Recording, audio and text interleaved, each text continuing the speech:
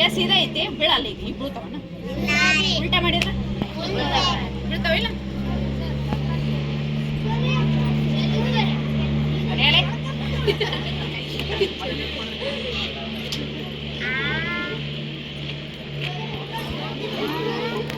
ಬೀಳಾಕತ್ತವನ ಕೈ ಬಿಟ್ಟಿನಲ್ಲ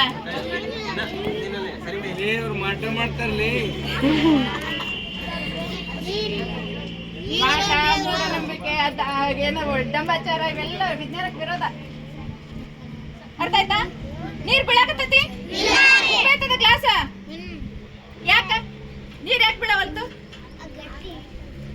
ಯಾಕೆ ಬೀಳವಲ್ತು? ಕೆಳಗಡೆ ಏನೈತಿ? ಏನೂ ಇಲ್ಲ. ಏನೂ ಇಲ್ಲ ಅಂದ್ರೆ ಏನೋ ಇರ್ತದಂತ ಹೇಳಿ.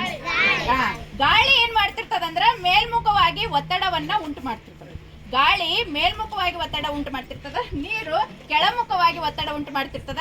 ಆದ್ರೂ ನೀರ್ ಬೀಳವಲ್ತು ಅಂತಂದ್ರೆ ಇಲ್ಲಿ ಗಾಳಿಯ ಮೇಲ್ಮುಖ ಒತ್ತಡ ಜಾಸ್ತಿ ಐತೋ ನೀರಿನ ಕೆಳಮುಖ ಒತ್ತಡ ಜಾಸ್ತಿ ಐತೋ?